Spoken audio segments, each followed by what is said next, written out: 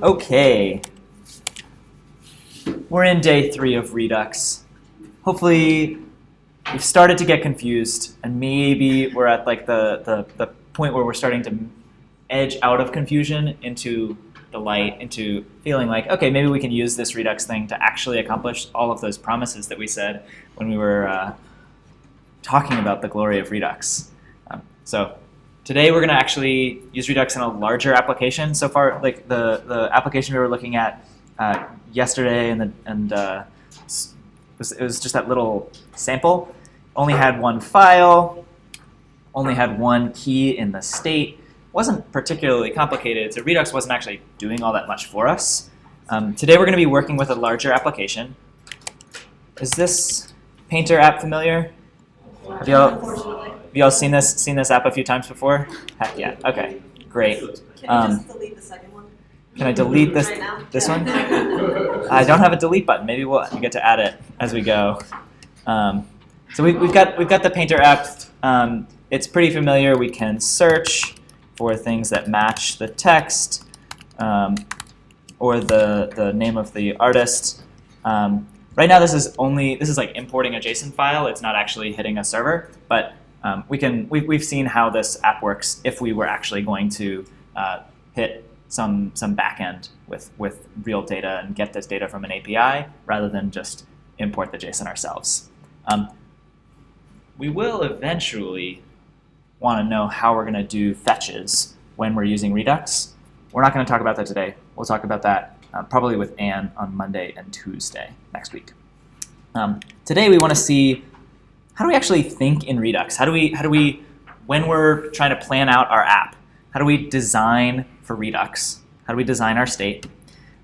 We wanted to actually cover this map dispatch to props function that we mentioned but didn't get into yesterday. We want to see if we can get into CombineReducers so we can manage lots of keys in our state. And we want to talk about action creators, this pattern for making our actions a little bit more reusable, a little bit more explicit, and maybe separating them from our components to provide that logical separation. So that's what we're gonna try to cover today. But what we'd like to do is, instead of having the state of this Painter app sprinkled throughout this currently sort of vanilla React application, we want to add Redux to this application and then move all of our state from all of these components into Redux.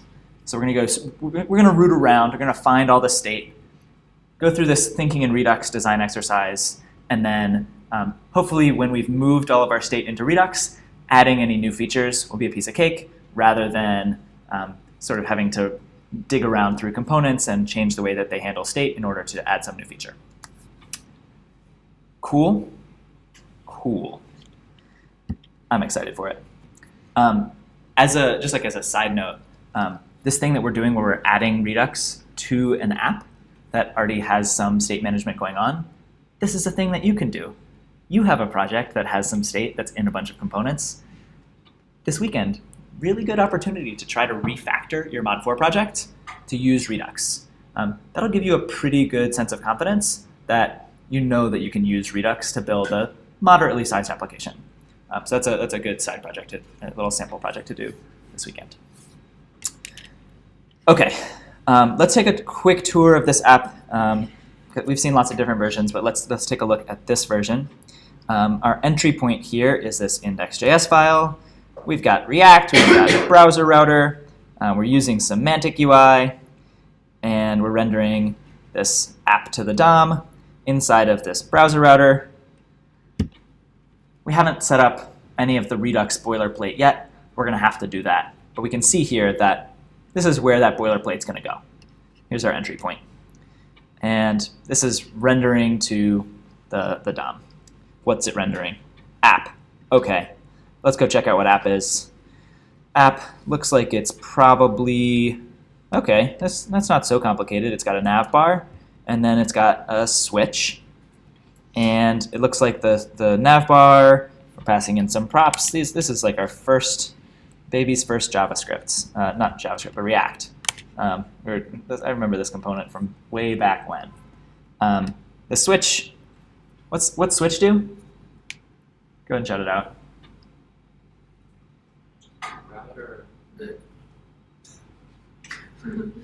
Okay. No, don't shout it out. Instead, let's everybody take 15 seconds and like actually go ahead and write out what switch does on the whiteboards. Good to review. We're going to be using all of these tools in Mod 5.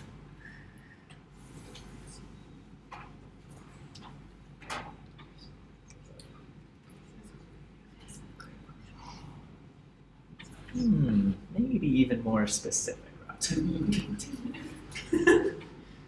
Something with routing.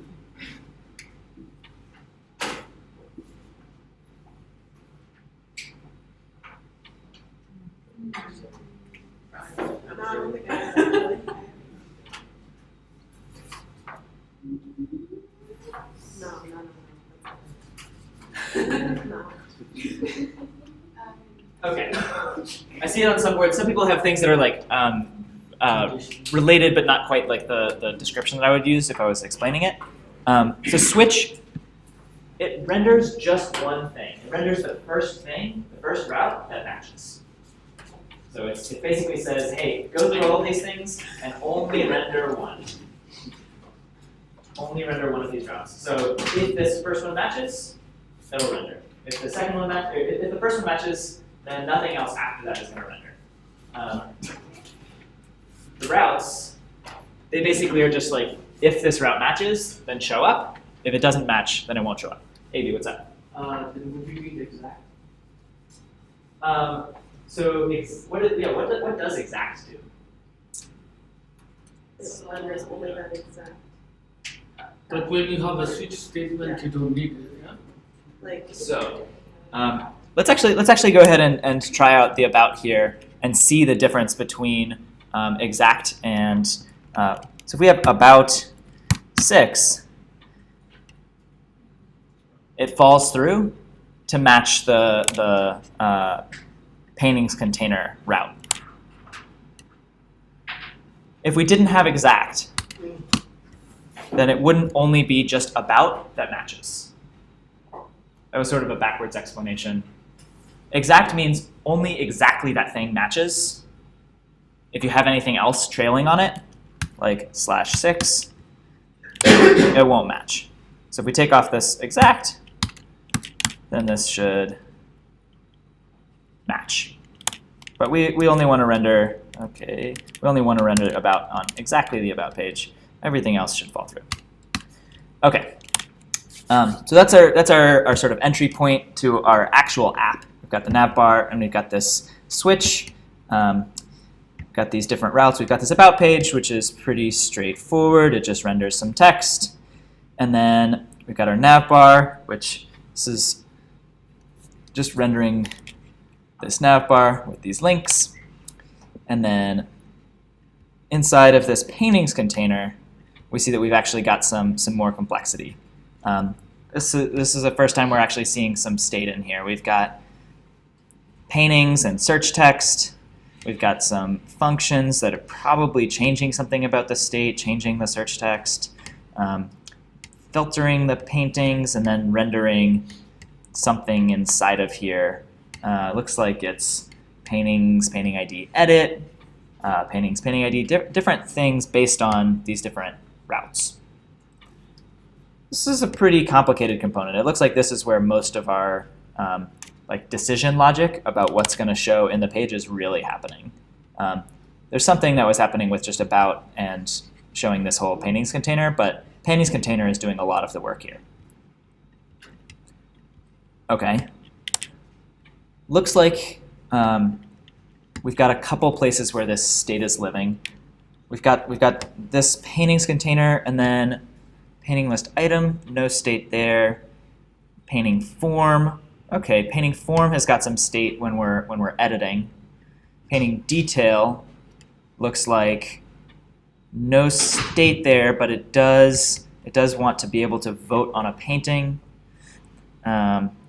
Paintings list, once again, no state, just listing all the paintings. Okay, so we're starting to get a sense of what the components are in this application and how data might travel through in the existing application.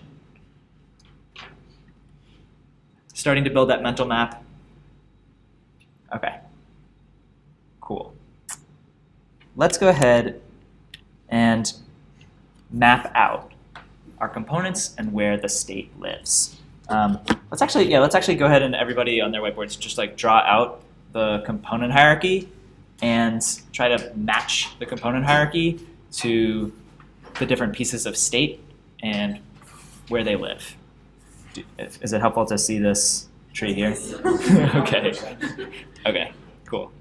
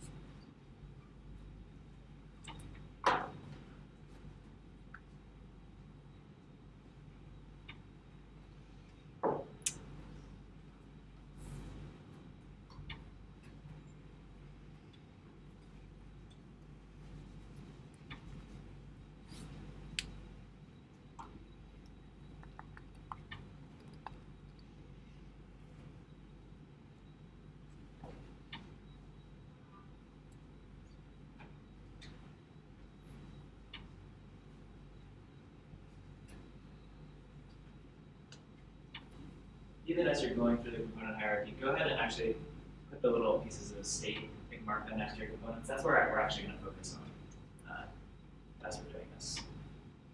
Focus on the state.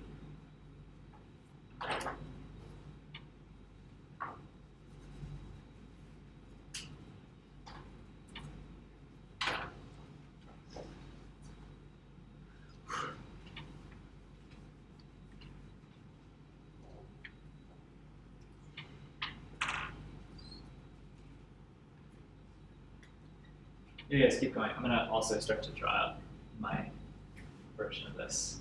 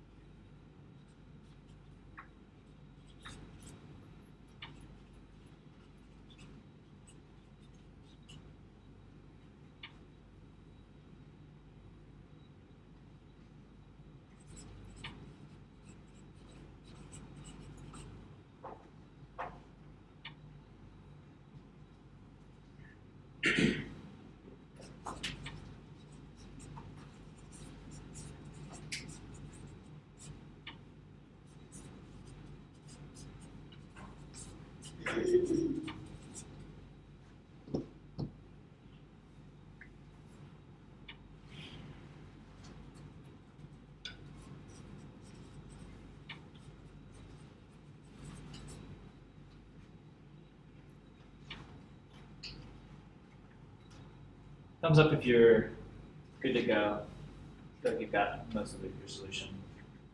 Question. Trying to remember where the paintings form is. Possibly like click through. Yeah, let's actually find where the painting form gets rendered. think the painting form gets rendered here if we're at path paintings painting ID edit. I've been playing around with this app, so I have a picture in my mind. But now, hopefully you've got a picture in your mind. Raise your hand if you've got some like differences between what you've got and what I've got here up on the board. What's that? You say raise Yeah, your hand. go ahead and mention the differences. I didn't know how it was organized, so I thought it was the form was inside the. Yeah. Right. You could have the form inside the painting detail. There's other ways that you could have designed this. I don't remember what it looks like. Was there some, were the votes changing? Were the votes changing? Yeah. So yes. So in the painting detail, you should be able to update the votes. Yeah. So this hasn't got all of the data threading through this whole application. That's the piece that we don't have all of it yet. Did you have that on yours? Because I was like, I know it's got to be somewhere in here. That Yeah.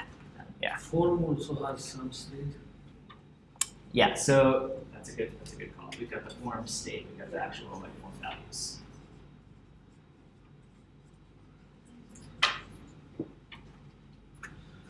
Any other things that I missed? Other things that you didn't have that I have? I had mine a little bit differently, but I was doing it off memory. I Okay. had it set up as like the paintings container had the search bar, the paintings list, and then separately paintings detail and painting form. Okay. Those kind I of think that all of these are getting rendered by the painting container. Paintings container is rendering the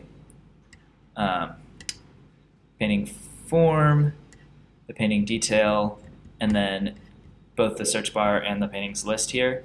Okay, yeah, so this is all in this. This is a kind of gross way for all of this to work.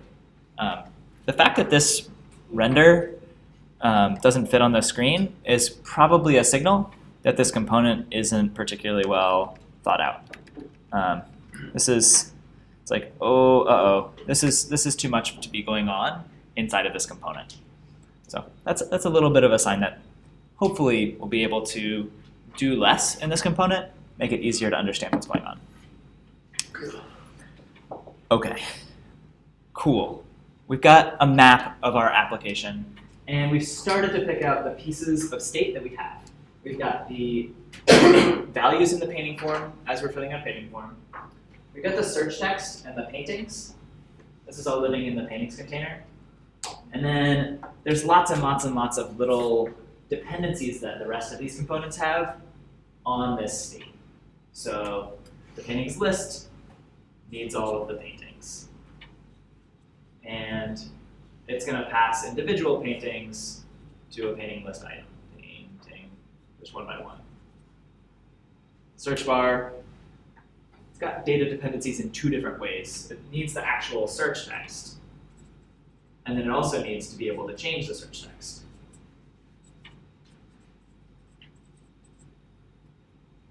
This exercise should be pretty familiar. This is like step 2 through 4 or something of the thinking and react steps. Has anybody got those memorized, like those steps one by one? No. Good, so no one's going to question me when I say it's 2 through 4. Painting detail is also going to need a painting, and the form is going to need both a painting and a way to change some kind of values after it gets submitted. So there's a lot of data that's sort of scattered through all of these components. Each of them has their dependencies. The thing to notice, needs a way to change the values. One of the things to notice, there's lots of things to notice, but all of these dependencies on some data, they're implicit. They're implicit in these components. So a painting detail throughout render, it's mentioning the fact that it needs this.props.painting. But if you couldn't look at render, if this was hidden from you, you actually couldn't tell what props a painting detail needs. It's kind of tricky. It's also sort of implicit in its parent. The paintings container is deciding, okay, well, I guess you need this data, so I'll pass it to you. Here's the painting that you need. we're going to try to make these data dependencies explicit and make it so that, like we did yesterday, make it so that the parents don't actually need to know as much about what their children need. That's one of the nice things that we can do with Redux. Okay, so we've mapped out our application. I think we've actually got a thinking in Redux steps here.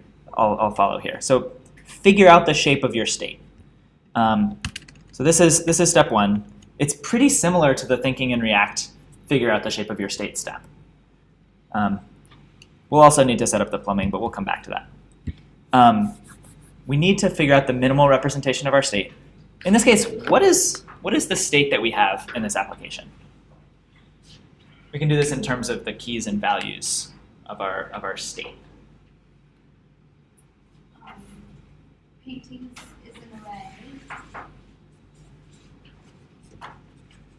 Paintings is an array, and these are like these painting objects, right?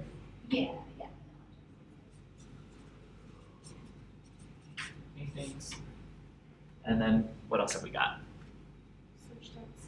Search text. And what type is that? String. String. Cool. Anything else? The values in this painting form. Values in the painting form. I'm going to just say painting form values, and we'll come back to those in a second, in a few minutes, I think. Painting form values. Is there any other state in this application? Painting object. The actual painting objects, they're definitely going to get updated as we change the votes, as we change them in that edit form. The painting objects themselves will change, but they're going to stay in this paintings array. Is there a selected paintings? A selected painting. Is there a selected painting? Isn't there? Isn't there? There's definitely a feature. So there's definitely a feature where we can select a painting. If I go here, I can select a painting. I didn't actually see that in any of our components, though. It wasn't this.state.selected painting or selected painting ID. Where does this state live?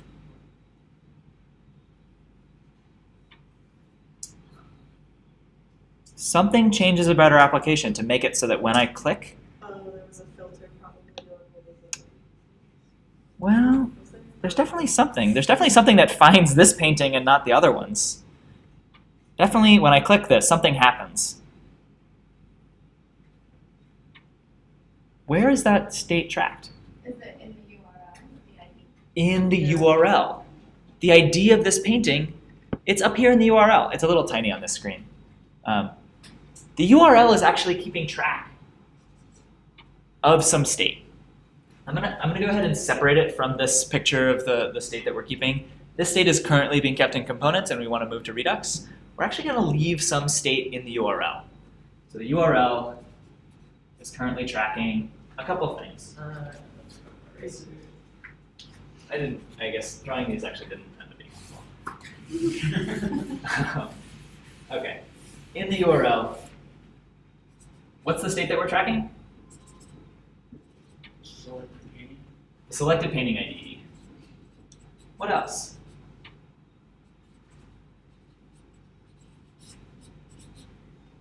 Is there any other state that we're tracking in the URL?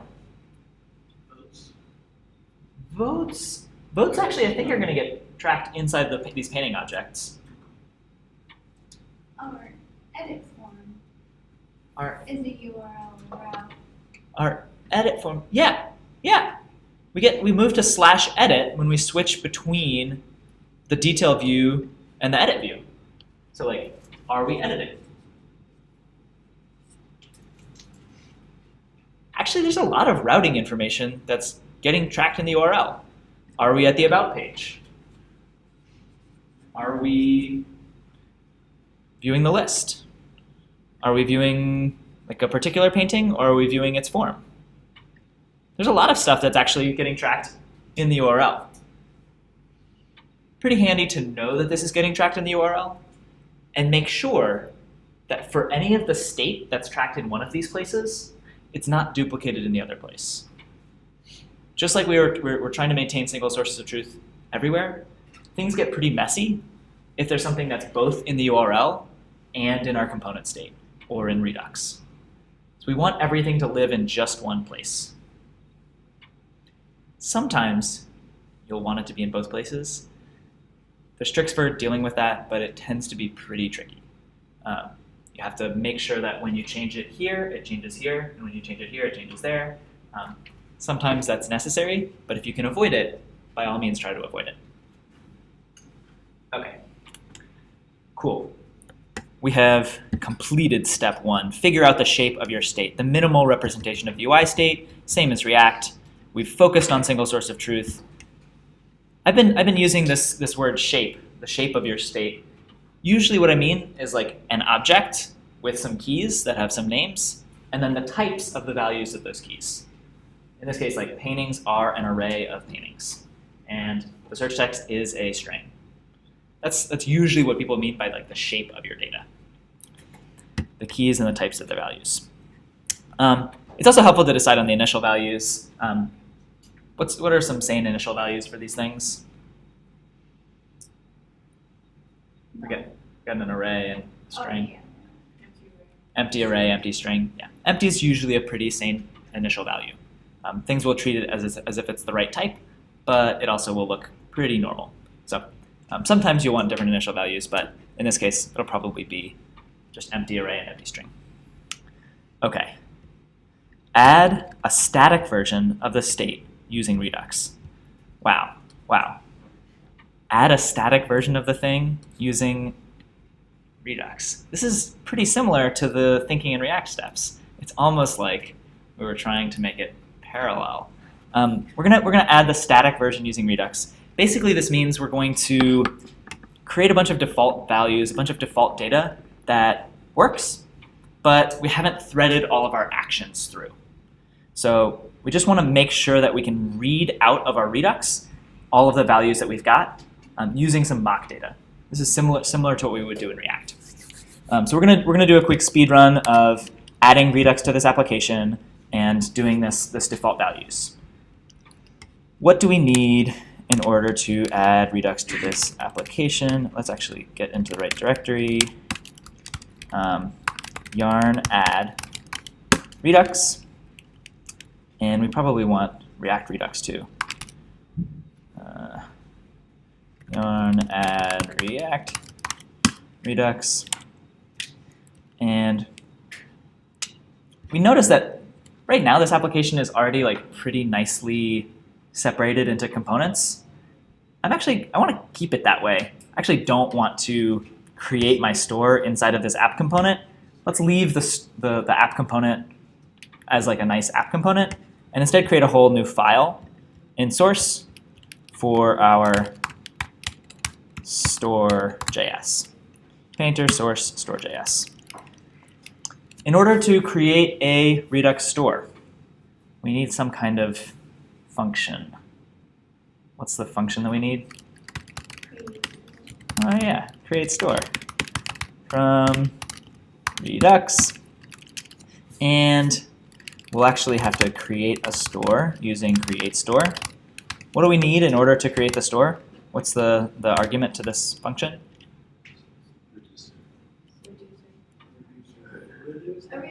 A reducer, yes. Const reducer equals, what's a reducer? What's the function signature for a reducer? It takes in an action. What else does it take in? The old state. And then what's it return? The new state. Right now, meet the new state, same as the old state.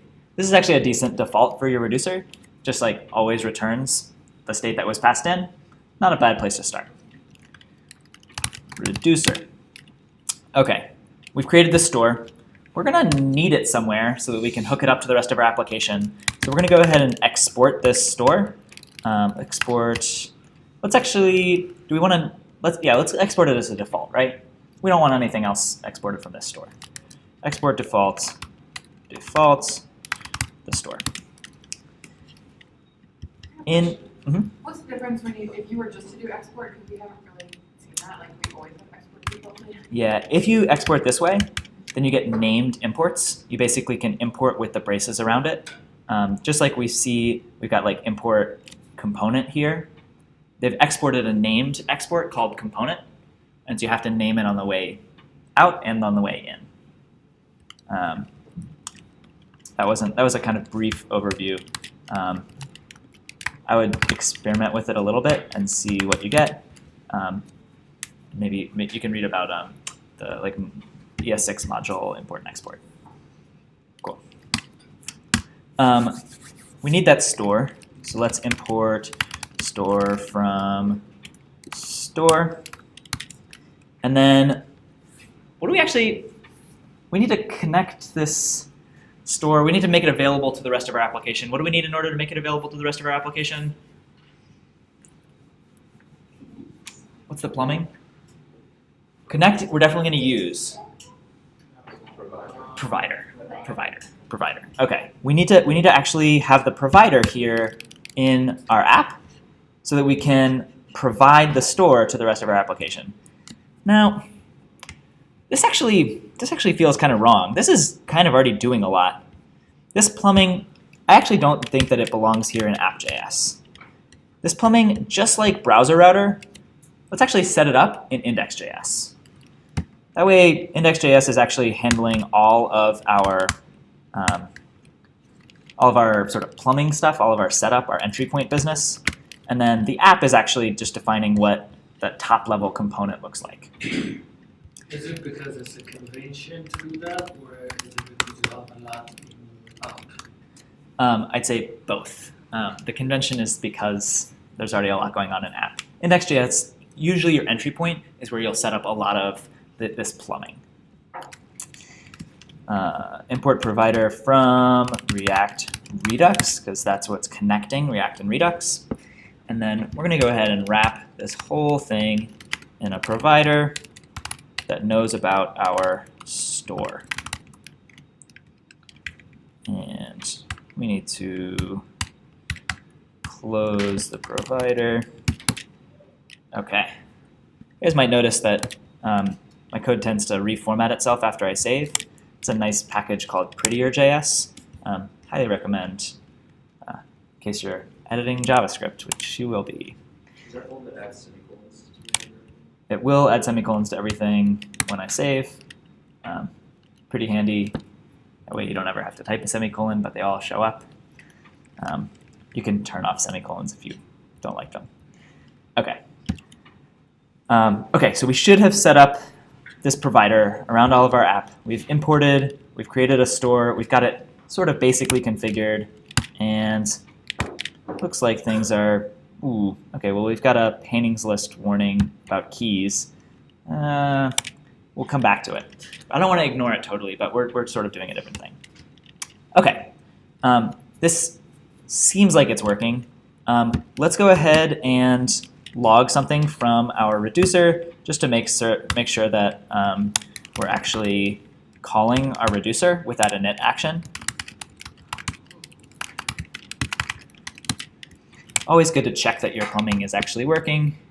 Undefined and object. That seems like it makes sense. This object is, yeah, the init action. Okay, console log is getting hit. Our plumbing is set up. Seems like this is working okay. The true test will actually come when we start to connect components. Now, before we actually connect components, let's take a look at the README again. We want to add a static version of our state using Redux. That's what this step is all about. We're not going to handle our actions yet. We just want to add a static version of our state using Redux. Create default reducers with initial values, or maybe mock data. And then we'll connect the state to components with map state to props. We want to create default version of our reducer that has some mock data. So we can, when we connect it, we can actually see that this data more or less makes sense. What's the shape of our state going to be? oh, we've actually got it right here on the board. Let's go const initial state is an object. We said that our initial state was going to be paintings with an empty array, and then it was going to be search text, which is going to be an empty string. We can go ahead and say that this state is going to start as the initial state. And then if we were able to take a look at our store, then we should be able to see that this initial state is here. Console log store.getState. Just check to make sure that this is actually, yeah, got the paintings, got the search text.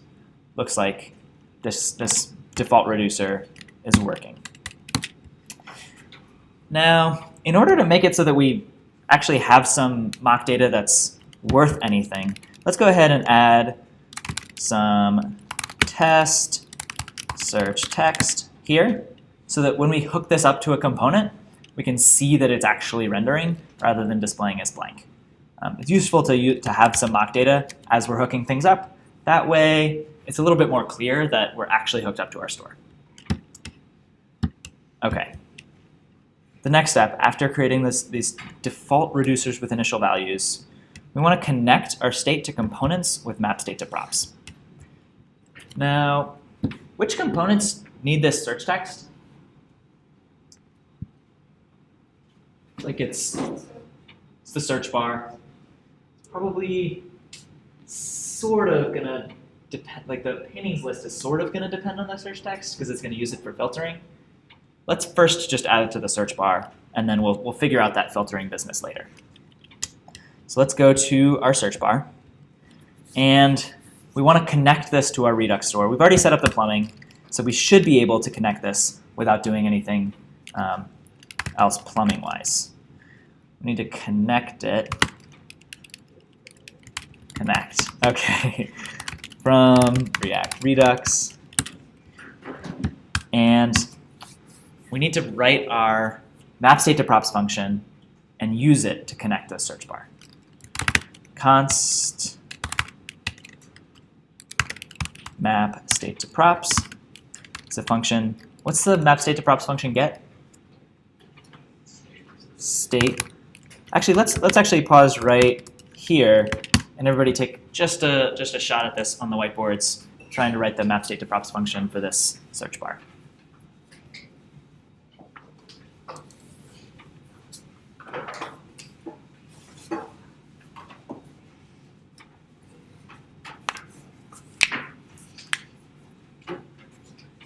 If you've got it, flip that forward to me.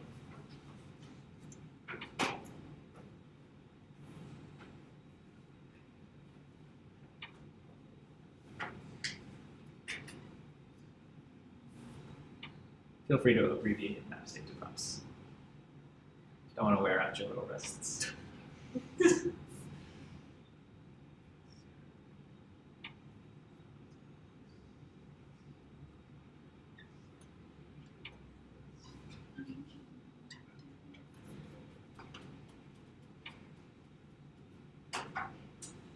It's actually a little bit tricky. That syntax wouldn't evaluate right. I have a syntax error there on your board. What's a curly brace mean after the arrow? Yeah. All right.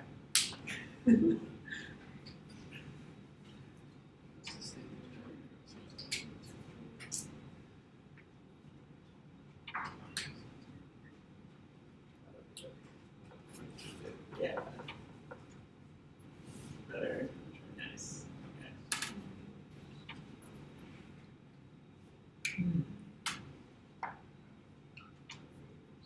What are the props that you want? What's the name of the prop that the search bar needs? What's the name of the prop that the search bar needs? I smell Dude, it's like destroying my brain cells. I agree.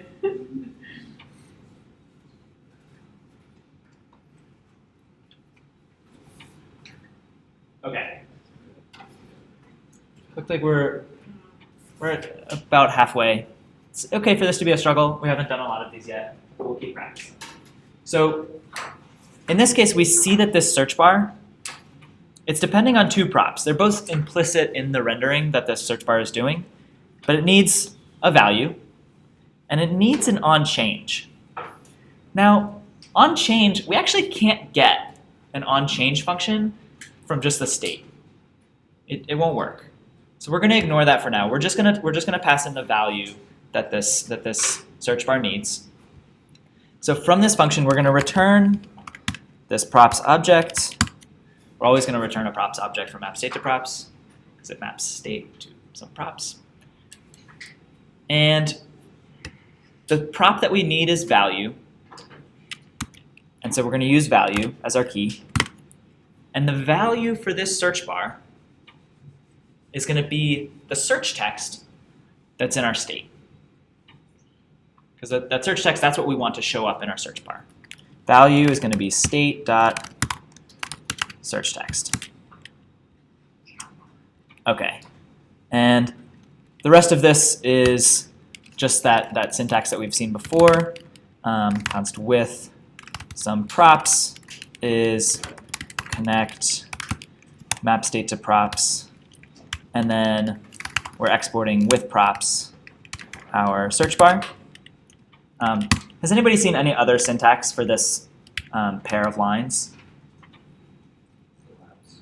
Yeah, in the labs you'll probably see a different syntax for this. Instead of doing this on 2 lines, you'll just go ahead and do this connect on this line. Sometimes it's nice to write it out because it's like more clear that connect is giving you back a function, and that function is like with router. It's wrapping that component with some props. But it's doing the same thing. We're generating this function, and then we're immediately calling it on our search bar, passing in the search bar. Okay. So this should be connected, which hopefully that'll work. Let's go ahead and go back to our paintings container and stop passing in the prop to our search bar. Stop passing in this value here and see if we see a value in our app. Oh, look at that. Some text, test search text. Wow. Wow. Okay. Now, I can't actually make this work, so that's annoying. It would be nice if this would actually let me type. So we're gonna do sort of an abbreviated version of the full steps. Really, what we ought to do right now is go and add the paintings to the like some mock painting data to our state, and then connect our paintings list to our paintings. But we're gonna skip that step and go right to adding an action to the search bar so that we can change our state. Cool? Okay. So in our README, we're skipping part of this, the rest of this add static version. We do want to do steps 3 and 4. In particular, we're going to do that just for the search bar. We want to figure out how our state changes over time, list the actions that are going to be triggered by this application, and then decide how the state is going to change in response to the action. And then once we've actually figured out what the actions are, it's actually pretty easy to implement them as reducers and action creators, which we might actually not get to today, but it's not a too terribly complicated idea. Okay, what are the actions that we're going to trigger from this app, in particular the ones that have to deal with search text?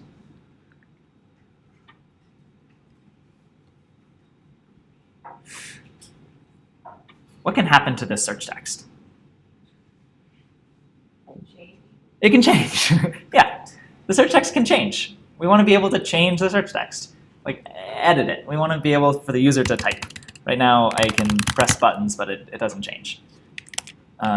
It's tricky because it sounds obvious, but it is actually important to list out all of these actions. So in this case, the actions that can be triggered by our app, we can change the search text.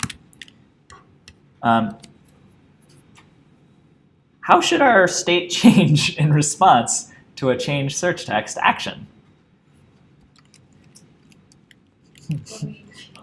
It should change. Yeah, it should update. It should update in response to the change action. It should change. Great. Cool. Sometimes when we have more complicated actions, when we have more complicated state, this is actually going to be a little bit trickier. Not surprising that this is easy for now, but sometimes deciding how the state changes in response to, like, ooh, if you're playing a game and you click some button, maybe there's a cascading set of effects that happen on your state. So for this case, it's actually a pretty easy thing. So this is the action that can happen, and this is how things should change. So let's go ahead and write the action. We're actually going to write the action not just as a constant action. We're going to write it as a function. Const change search text equals some function that's going to return our action. And in this case, our action can be just type change search text. And what's the other data that we need in our change search text action?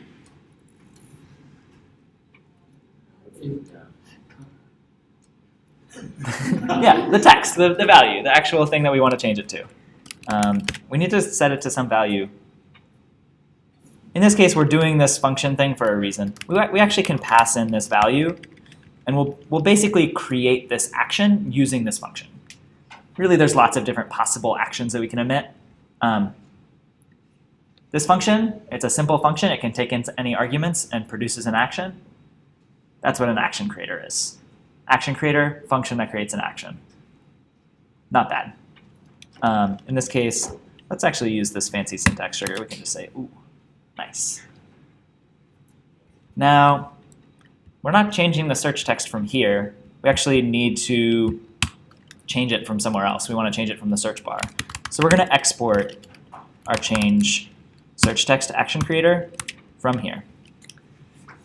And we'll figure out how we can use it over there in the search bar. But before we do it, let's actually go ahead and update our reducer so that it knows how to deal with this search change text action. This is the other step in the README. We're listing the actions that were triggered. That's this action here. We've written the action creator. We want to write the cases in the reducer to correspond to the action, and then we'll connect the actions to the components. What's the case that we want to handle here? Switch on action.type. Got case change search text. Okay, I notice that I'm about to hit Control-C, and I say, wait! That's a bad idea. That's a bad idea. Always bad to hit Control-C. So let's go ahead and say const change search text equals change search text. Then we can just use our constant. I'm abbreviating it. I think that's actually probably not as nice as naming it the whole thing. So let's okay. Case change search text. That's not how you write this. What do we do in the case that we change search text?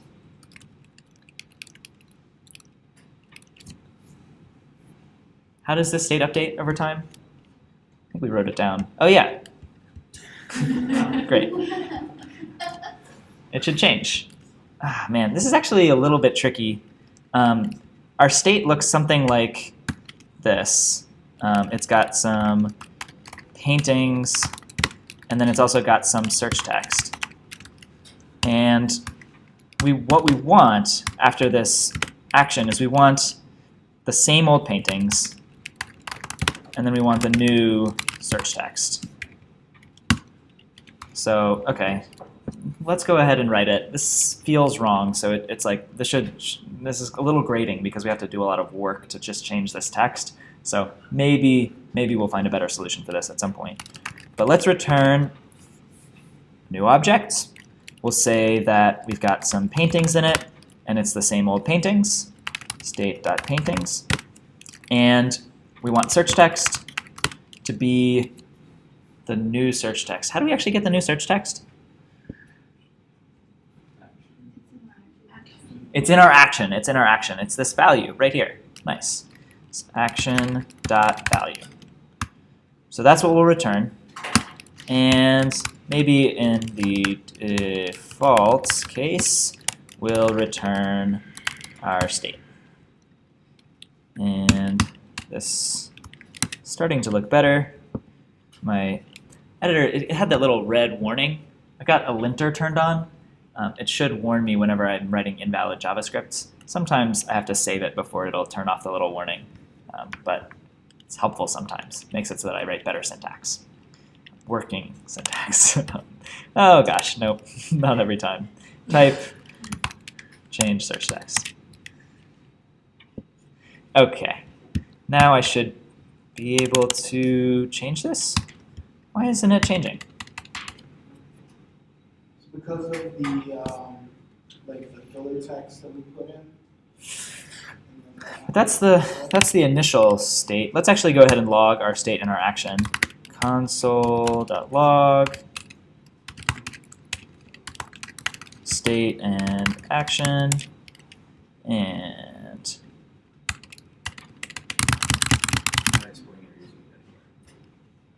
You guys wrote it. oh right, we wrote the change search text action creator, but we're not actually sending any actions. We're never calling this reducer because we're not actually emitting any actions. So let's figure out how we're going to dispatch this. We want to dispatch this from our search bar when we get this change event on our input. Let's go ahead and log. Oh wow, this is kind of gross. Let's just remember from our minds that when we connected before, we got that second prop dispatch that gave us access to the dispatch function on our store.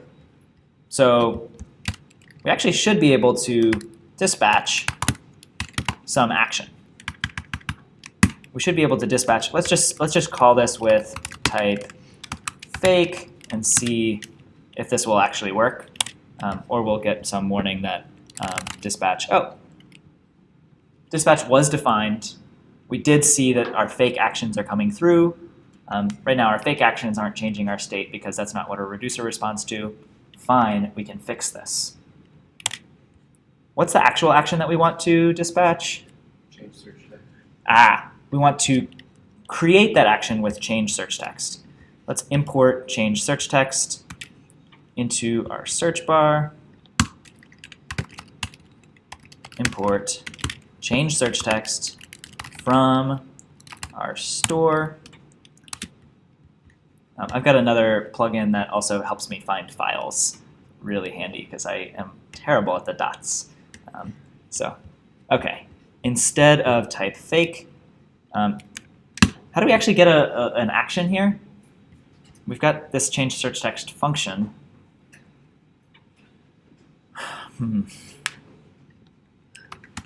Okay, let's go ahead and break this down. We want to, let's console log, let's not even console, let's just go ahead and drop a debugger.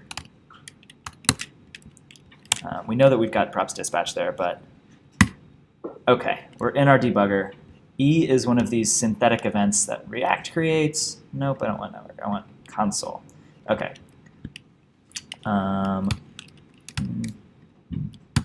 Okay.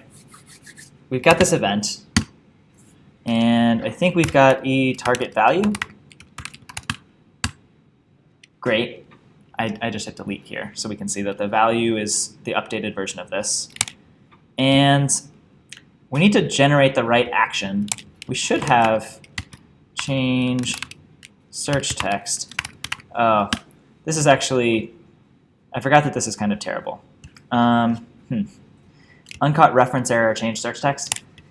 Scope is a little bit weird in the debugger. So we actually don't have our change search text function inside of here with the same name. It's probably buried under some Webpack name that we're not going to be able to find without like going and reading the uglified, mangled source. So we're not going to do it. I'm going to go ahead and give this one to us. We're going to say our const action equals change search text with eTarget value. And then we want to dispatch this action. But let's actually take a look in our debugger at what this does. We change the search text, and we take a look at our action. And this function has given us back this object. And that's what we're going to dispatch. Questions about Action Creator? Pattern's pretty convenient, pretty useful. Hopefully not too confusing. Props.dispatch. Go ahead and say we want to dispatch change search text with eTarget value. Cool. In the discussion question this morning, to get at least the delete function to work properly, you have to pass like what would have been like the change search text as a prop to the functional component. Do we not have to do that? So With passing all props in here. So we're gonna see in just a minute how we can make this even nicer. Instead of having to think about dispatch here, we'll just call a prop. Okay, but before we do it, let's just see that this is, wow. So nice. Pretty cool. We can actually change our search text now. That's actually it. We're done with the search text piece, at least for the search bar. We did just a little slice of the state, but if you follow these steps, then the last thing that you'll see is just changing the values. Dispatching your actions, it's actually not so bad. So last step, connect the actions to the components. Now we've seen a couple things probably in this README that might leave us a little confused. We've seen this word map dispatch to props. We've also seen that all the time we've been talking about multiple reducers. We haven't been writing multiple reducers, we've just been writing the one reducer. So why is it always plural here? Let's talk about map dispatch to props, and then we'll talk about how do we deal with the nastiness that we've introduced into our store, where this change search text action has to think at all about paintings. Because this seems kind of broken. Okay, first let's do map dispatch to props. Let's go back to our search bar. When we were writing the search bar the first time, it got a prop called onChange. That was pretty nice. It just called onChange. Right now, it has to do a lot of thinking. It has to do a lot of thinking about dispatching a change search text action. That doesn't really seem like logic that belongs to a search bar. That really belongs to the store, or it belongs to some container component. We can actually move this logic out of the search bar itself and give it a prop called onChange. Might be a nice prop. And the way that we're going to do this is we're gonna just like we've moved the explicit data dependencies out to our map state to props function, we're also going to move our action dependencies out to a function called map dispatch to props. That was a lot of buzzwords, but basically it means that the logic, what we're going to actually be able to do from our component, it's going to live down here, and we're also going to use it in our configuration when we're connecting this component. Okay, let's actually see map dispatch to props. Const map dispatch to props equals. It's a function called map dispatch to props. Again, just like map state to props, it's a convention. You can name it whatever you like. Just like map state to props, it's also going to return an object full of props. And for this component, I think we wanted to go ahead and call this prop onChange. So the component will know about a prop called onChange. And so let's go ahead and pass in a prop called, that's not what I wanted, onChange here in map dispatch to props. Inside of this function, map dispatch to props, we have to decide what onChange is going to do.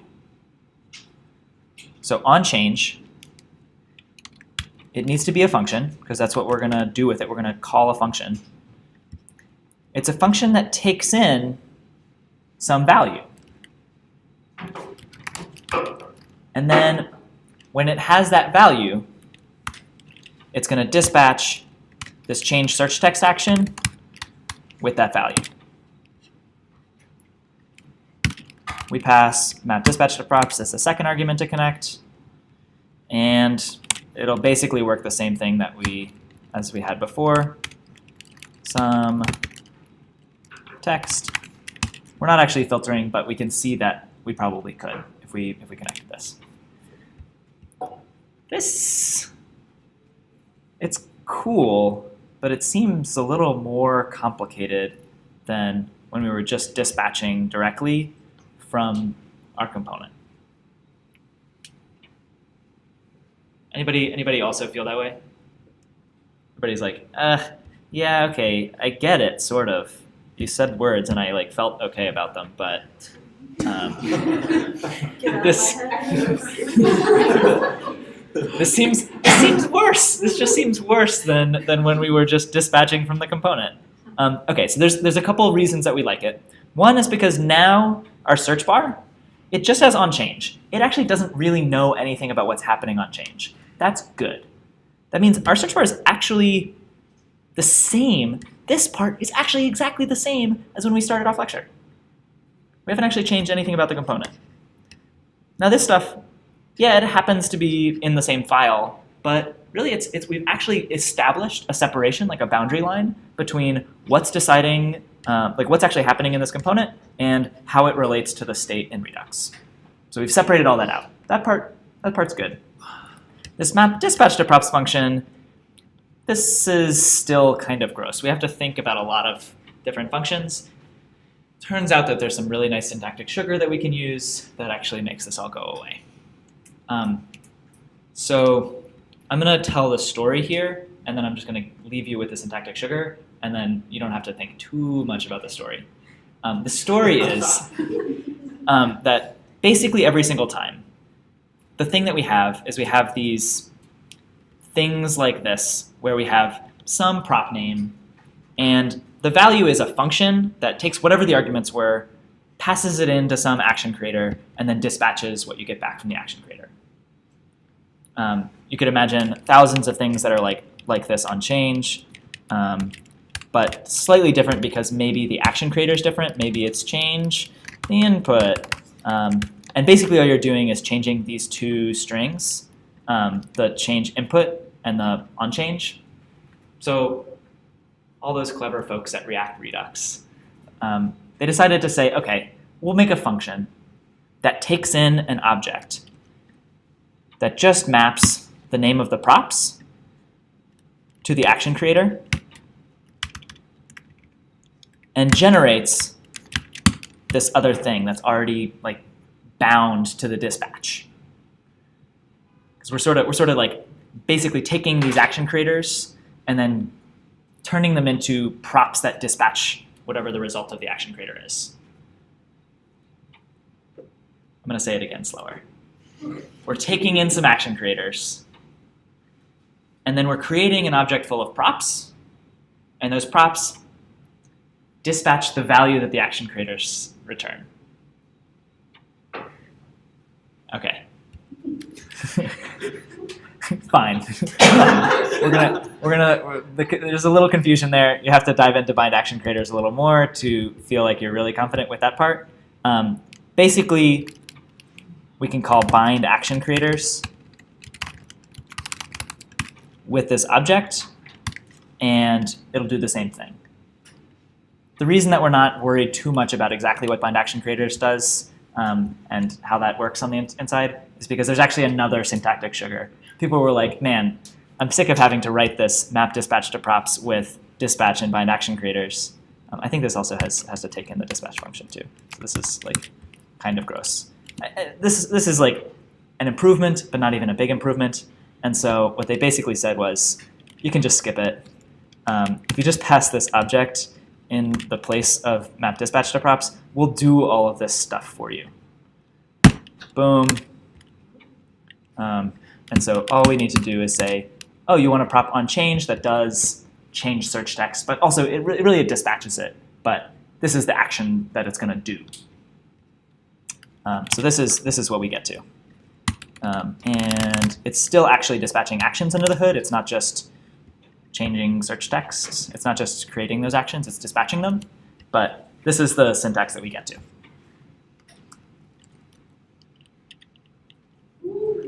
Woo! All right, cool. We're just over time. I do want to talk really quickly about CombineReducers, just so that you have that before you go off to the weekend and try to add all of this Redux to your own applications. Do we need a stretch before we combine some reducers? Yeah. Okay, let's stand up and stretch. Do we have like a 3-minute break? Yeah, 3-minute walk. Yeah, run to the restroom. I'll put this on pause. Okay, so we've got this last piece that we want to talk about. We want to talk about CombineReducers. CombineReducers is a utility.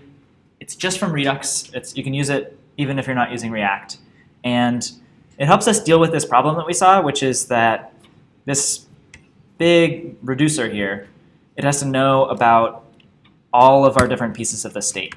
So right now, it's dealing with both our paintings and our search text. And particularly as we add more and more keys to this reducer, you can imagine that this would get super complicated and very easy to mess up. So we've got to have some way of making it better. CombineReducers, that's one great way of making it better. Basically just divides responsibility between several reducers. Pretty cool. We still don't change the fundamental thing where there's one reducer that goes into our store. So this line, it's actually not going to change. Instead, what's going to change is the way that we build this reducer. Instead of writing a big function, we're going to write a couple little functions, and then we're going to use this function CombineReducers, which is going to combine all of those little functions into one big function. The big function is basically going to do this. It's basically going to do the same thing. So I'm going to leave it here, but comment it out so that we have the comparison. Let's write these little reducers, and then we'll combine them, and it'll all start to make sense. Let's think about what this reducer would look like if we were only thinking about the search text.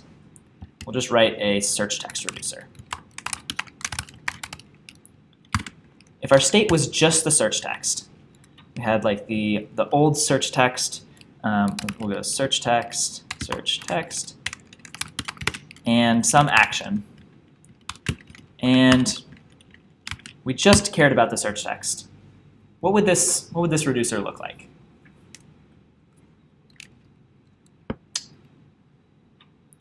What would its initial state be? Let's start there.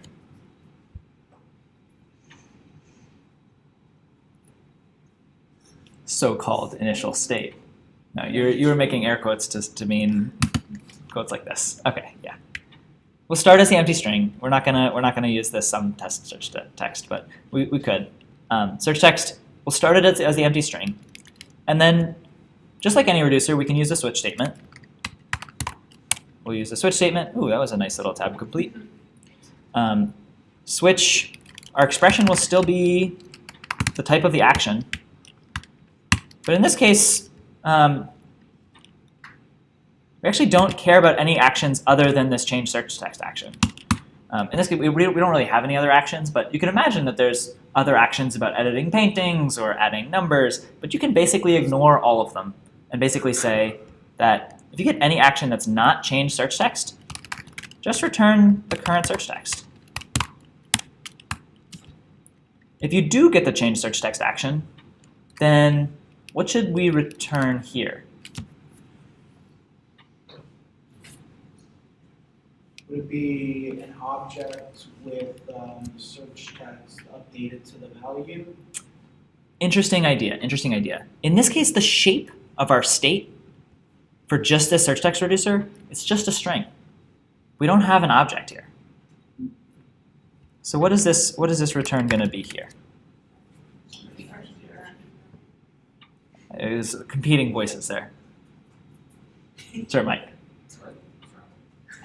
Robin was It wasn't Robin. it wasn't Robin. Mike was fooling me. I only had you guys 3 days. I haven't learned all of your tricks. Something attached to the action. Something attached to the action. What was the thing that was attached to the action? Value. Action.value. Okay. So we're just going to return action.value. Pretty simple. We don't have to think about any of the rest of that object. We're just thinking about the action.value. Let's actually also write a really quick paintings reducer. Const paintings reducer. It's going to take in the old paintings. What should the old paintings start as? Like it. Empty array and some action. And for now, it doesn't know anything about any actions, and so we're just going to return whatever the paintings were that were passed in.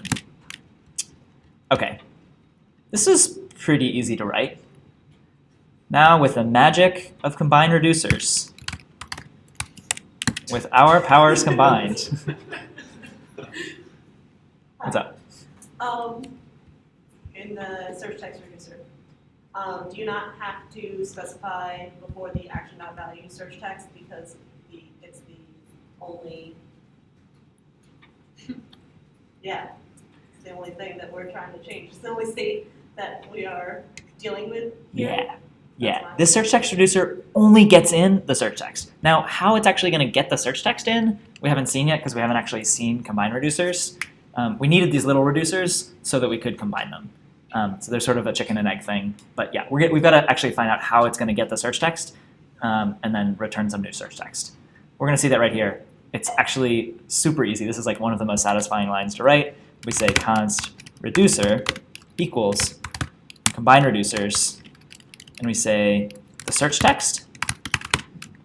This key in our big state, yeah, it'll get handled by our search text reducer. And paintings, we don't want to deal with it ourselves. Let's just pass it off to the paintings reducer to handle for us. And that's it. What this has done is it said, hey, we're going to pass all of the actions to both of these reducers. Every action that comes through, it's going to go into search text reducer. Search text reducer is going to get the old value of the search text. And then whatever it returns, that's what we'll use for the new search text. As a fun exercise, this is not a necessary one, but as a fun exercise, try and write the CombineReducers function. This is a nice little practice for some functional programming. What does the CombineReducers function actually look like? Kind of an interesting question. Let's actually just make sure that this is all true. We've got some search text. Yeah, I can type, so I'm guessing that this is working. Let's actually do some more console logging here. Log this paintings and the action, and we'll see that as we type here,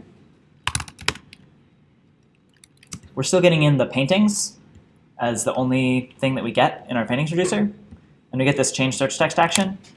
But paintings reducer, it doesn't care. It's always going to return the paintings. Ignoring actions and returning something as a default, this business where you return the previous state as your default, this turns out to be really, really useful when we're combining lots and lots of reducers. Because if we have paintings actions, the paintings reducer can care about them, and then the search text reducer, it'll see those actions and it'll just let them pass right by. Does anybody meditate in here? Right. Does that mean you can have an action do things to two different reducers? Yes. Yes. So if you wanted, some action could be responded to in both reducers. If there was something like a reset action, global reset, and it cleared the search text and change the paintings all back to the way that they were, then you could listen to the global reset action in your search text reducer and decide how search text is going to respond to that. And then separately, consider how that action is going to affect the state of your paintings. This way you don't have to think about both things at once, you can consider them separately. Turns out that this isolation is really, really nice, especially as your apps get really big. Questions about CombineReducers? More comment, I just wanted to see if I can restate what you just said.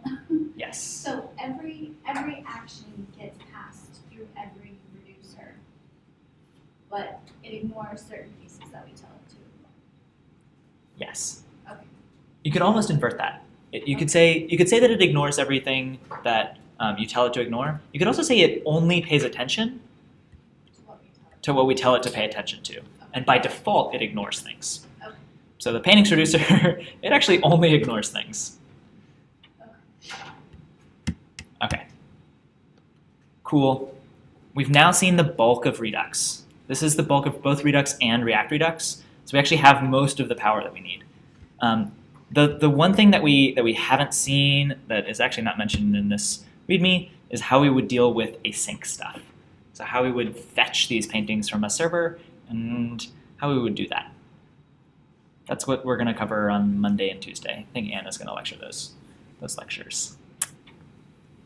Go forth. If you want a nice little exercise, take a look at this code from this one, and go ahead and finish migrating the rest of the state into Redux. One of the I can take 10 seconds to talk about this. The painting form values, they actually might be a good candidate to stay as React component state.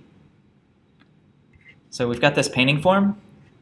Because this state, it only changes and the only thing that cares about it is this component, it can stay in this component and nothing else knows about it.